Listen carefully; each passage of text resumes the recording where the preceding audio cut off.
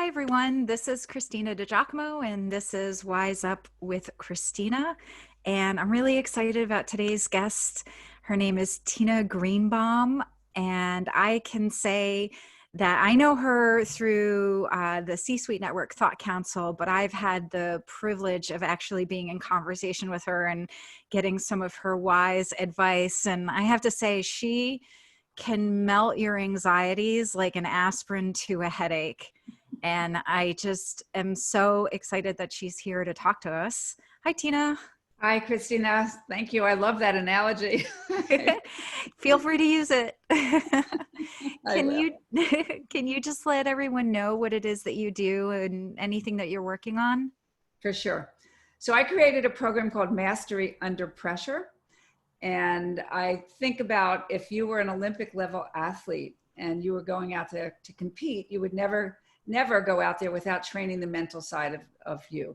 And yet we put people into high pressured, high stakes environments, and we ask them to perform at a very, very high level with no training. So through I'm coming on 37 years now. And through all these years of helping people have skill, I'm basically a teacher. I'm a psychotherapist by training, but I'm really a teacher. And I love to teach people skills to help them manage themselves in these high pressured situations, but in any situation, that you have a toolbox that you can pull out and say, oh, this is what this calls for. And then if you practice over and over and over and over again, it becomes second nature. Very short answer, or relatively short. Yet worthy work, right? Oh.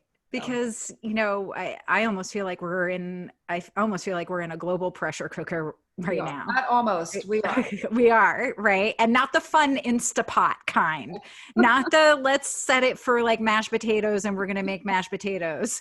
We're in a very serious pressure cooker. And I think your focus on pressure and really understanding it and how the mind and a person operates under pressure is so timely and so critical to understand, and not many people really understand it. Can you tell us a little bit about your perspective and your point of view around pressure?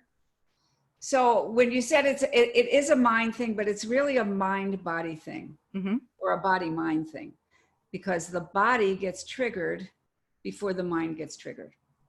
So let's just say we have this fear around money, because many people do at this time, or their livelihoods. And so the feeling of the pressure comes in the body. The muscles get tight, the heart begins to race, the hands get sweaty, depending on how much pressure we feel. Because what's happening is we're activating the sympathetic nervous system. And when we do that, what happens is the cortisol and the steroids begin to course through the body, preparing us for fight or flight or freeze. And so when you understand that that's actually what's happening, and then, nanoseconds later, the mind says, oh, I'm short on money, or this is scary, or I don't know what I'm going to do, or my business is failing, or any one of those things that come up. So in order to work with it, I like to think of it, it's a body-mind experience. So we have to learn how to calm down the body so the mind will become clear.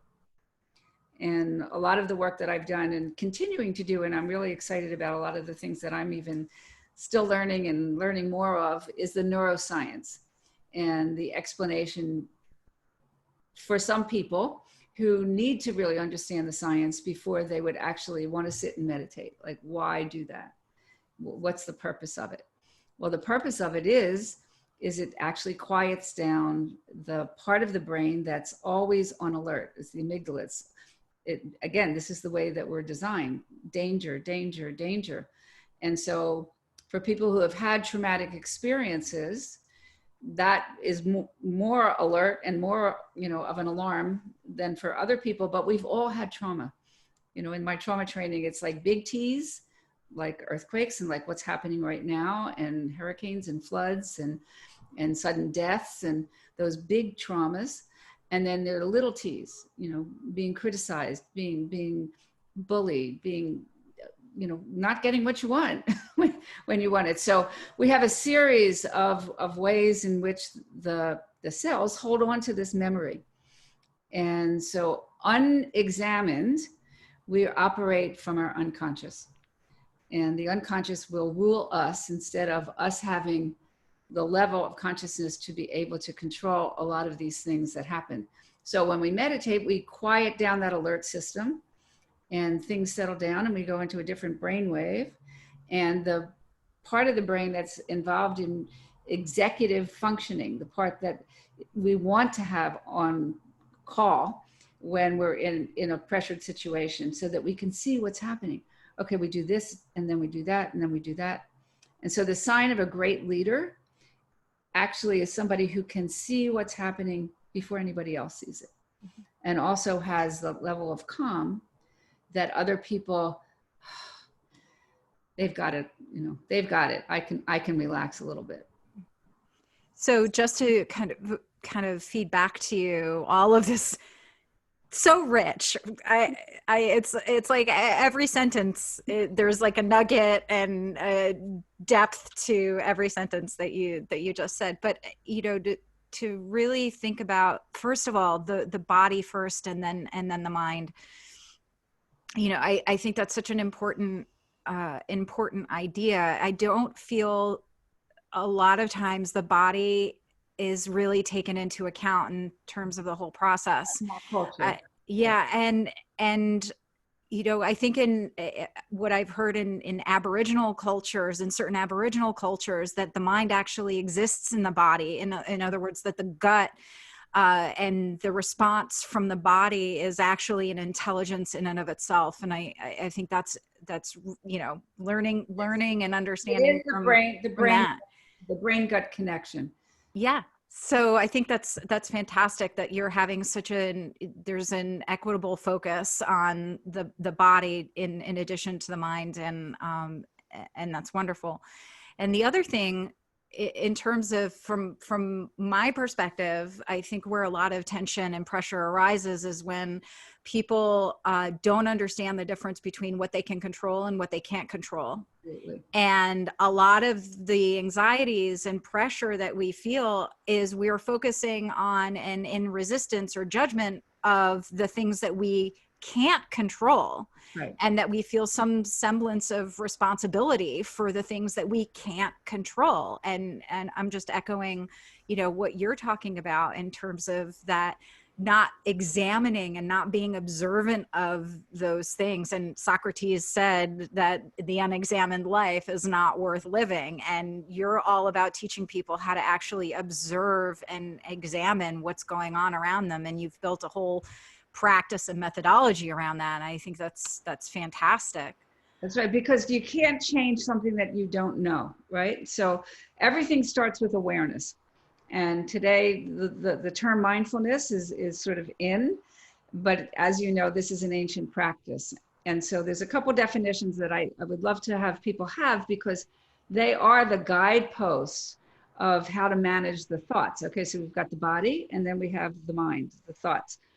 And so, number one, stress or anxiety, the definition that I use, and I learned a long time ago, and it's held all these years, is the perceived amount of control that we think we have or we don't have. So the operative word is perceived. Mm-hmm. So when I look at this current situation of the coronavirus, there's so much that's out of my control, so much that we're giving it to people that our leadership, which may or may not represent what we would love to see if we would happen if we were in control. So there's a lot that's out of my control, but what is in my control? All the things that they've been teaching us and telling us in terms of washing your hands and going out with the distance and the masks. And okay, so I can do the physical things. What about my mind? Okay, how do I control my mind? And I like to use the term productive thinking. Rather than positive thinking. Mm-hmm. So when I think of positive thinking, I get a smile on my face, but it's like, yeah, everything's going to be great. And, I have this serendipitous, and if my unconscious does not really buy into it, it's never going to happen. So I like to use, do my thoughts produce something useful for me? So coming back again to this coronavirus, I'm scared. My money's in scarcity. You know, I'm afraid of my job. I'm afraid of all these things that my fear begins to come up. Okay, so then I come back to that question. Do those questions produce something useful for me? Or does it get my nervous system agitated? And I'm now back into that sympathetic nervous system and I can't think clearly. So, okay, so I'm scared about my money. Okay, that's a truth. So I acknowledge that.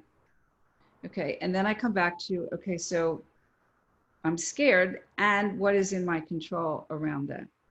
So I just had a conversation with a client right before I got on here who's in the hospitality and restaurant business, and she's a whiz at putting together teams and operations and budgets. And so we talked a lot about, okay, you've got these transferable skills. What can you do? And so the assignment that I gave her was to ideate, what would that perfect job look like? You know, maybe it would be working for yourself. Maybe it would be going into a different department or a different, industry, but taking these transferable skills. So we start out with the macro, and then we bring it back to the present, to what is in my control. So that's the operative question that I always ask myself as soon as I feel stress. What's in my control? What's out of my control? So stoic of you. I love it. And the thing is too, what I love about what you just said, it just brings to mind the use of reason, right? And the process of discerning that which is changing and in motion, and those circular thoughts. I Yeah. call them the circular thoughts, Mm-hmm. that I'm worried about money, and the that sort of flight or fight, versus what you're calling the productive thoughts. I call it reason, Mm-hmm. the reasoned mind, That's right. and which is really just getting a better understanding of what What's is true? unchanging, what is true about you, what is real, versus that which is like a story that your mind is spinning, this tall tale that your mind is spinning about what is, your reaction to what is happening to you. And so I love the fact that you're doing this kind of work with people, and you're using it to help people. Mm-hmm. And so I think that's fantastic. And plus I get to nerd out with you too, because No. I love just And how I you love the talk way you about. take it and put it into the philosophical terms, because they fit. It's again, it's a part of the whole. And we look at what's, our perception comes from who we are. It comes from our own history. It comes from our backgrounds. It comes from the way that we're designed. It comes from our genetic predispositions. And so we talk about the same things, and you pull out one piece and I pull out another, but they fit. They fit as part of the whole. And ways to manage life and ways to get through it in a way that's not so painful, even though this is a really painful time. I have people that are really in really hard situations, and yet they are not suffering because they have access to this deeper part of themselves, and they have an ability to start putting things into perspective and not letting the mind go off into obsessive thinking, the circular thinking that you're talking about, because it only takes 30 seconds, Cristina, for the mind to grab onto a circular thought. Mm-hmm. And so that's where all this work comes in terms of practice and repetition, so that we build these new neural pathways. And a situation comes up, we come up to a crossroads, we recognize that there's a challenge. We're going along, everything's really good, but here comes a big obstacle. Well, we could go down the tubes, down a spiral into these dark, deep places, or we could look at it again as a challenge. How can I turn this into something that is useful for me? And the greater the uncertainty, which is what we have now, the more challenging it is, because we don't have structure.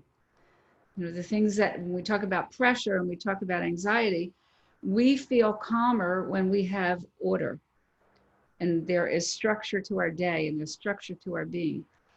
And, you know, I'm watching my husband, who is a tennis instructor, and he also loves routine, and not anywhere nearly as much as I do, but he loves routine. And so the first couple of weeks, you know, he was like so out of sorts, you know, kind of staying in bed and reading and like, and now he's like out there right now, walking around the apartment, listening to a podcast, you know, measuring his steps. And, you know, that's just half of his exercise thing. And then we'll go out later and he'll run and he'll, so it's just so encouraging to just kind of, and motivating to just watch him turn from really what could be a really pretty devastating situation of not being able to work and bring in your income to something that he'll just be better when he goes out. Well, he better listen to this podcast with you on it, or else I'm going to have to call him and be like, you need to listen to Tina. So, well, thank you for that. That's also such a wonderful way to look at things. And, you know, I do want to get to a little bit of your opinion in terms of, you know, things that you're seeing that are changing or what you feel needs to change. You're nodding your head. I just want everyone to know she's nodding her head emphatically. And so, Tina, what do you think about that question? So I think the biggest thing that I'm seeing is pretty much what I just talked about a little bit in terms of certainty versus uncertainty. And as an entrepreneur, and we are a group of people that have to learn how to live with uncertainty, because we don't know. We can't predict. There's not somebody giving us a paycheck and you pay for your own health insurance, you pay for your own vacations or not. Or so everything as an entrepreneur's life, there is a willingness to live in uncertainty. Not everybody has that tolerance, or should, because it may not work for them in their personality. That, you know, again, raising families and having predictability, relative predictability. But right now we're all thrown, everything's thrown up into the air. And so as a world, we're having to build up our ability to tolerate this level of uncertainty. And so from a spiritual perspective, that's life. I mean, that's the reality, is life is not certain. You know, I had parents that were killed in a car accident when I was 42, and like, why me? Well, why not me? It happens to people. And if you think my world wasn't turned upside down, it was. And all the structures that I knew and the way that my family related and the way I related, everything was thrown up into chaos, right? So the way that the universe works is, and we can start anywhere in that circle, is birth, death, chaos, transformation, and rebirth.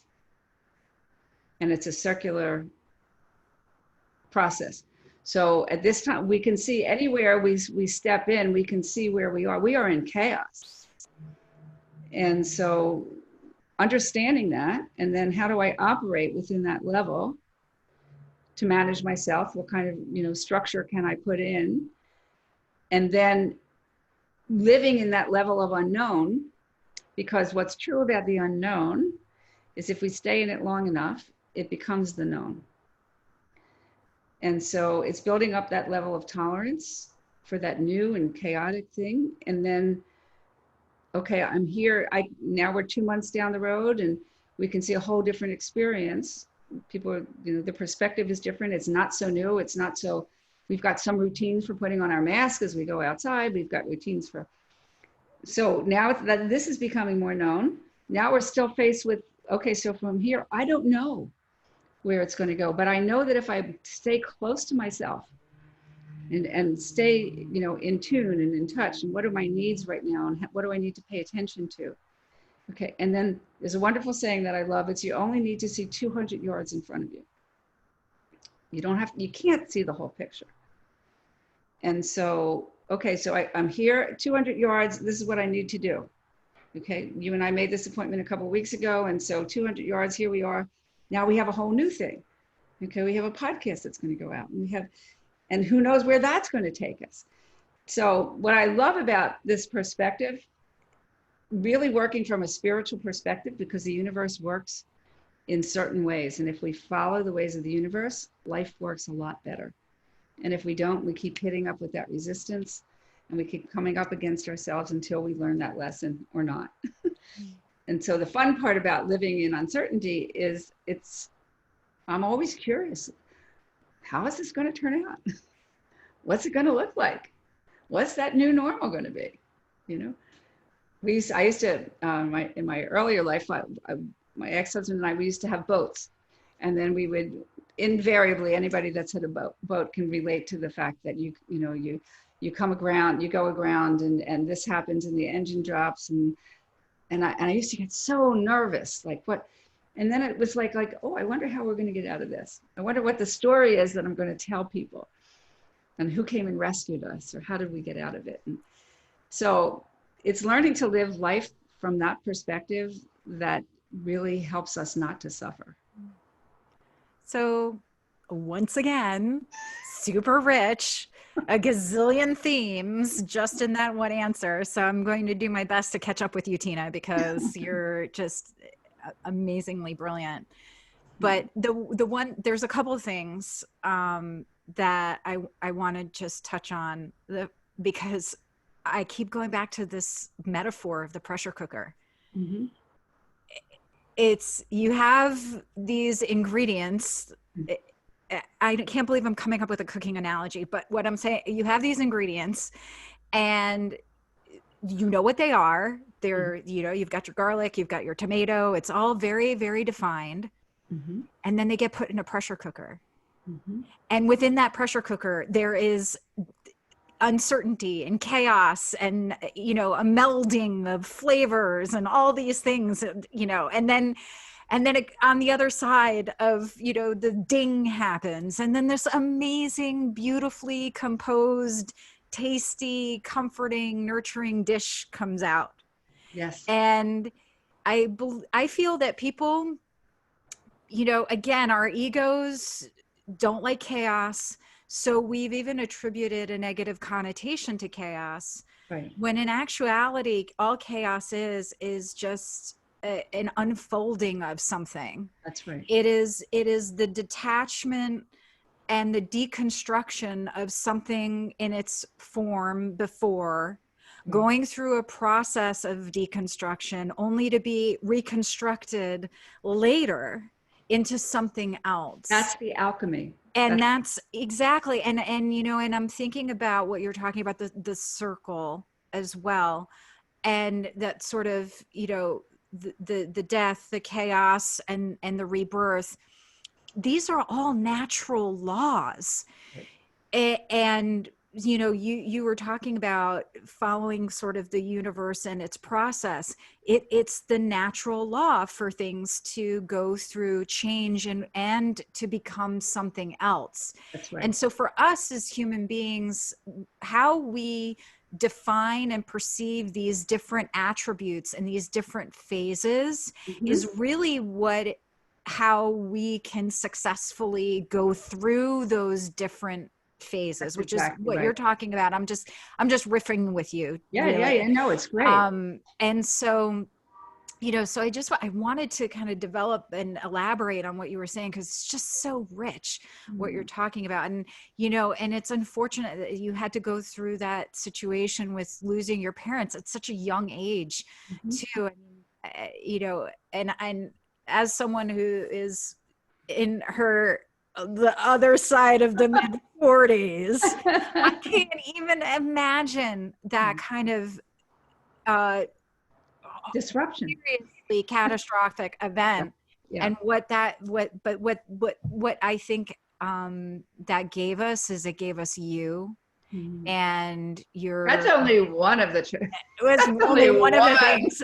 One of the things that we get to appreciate and benefit from is the you that came out of that. So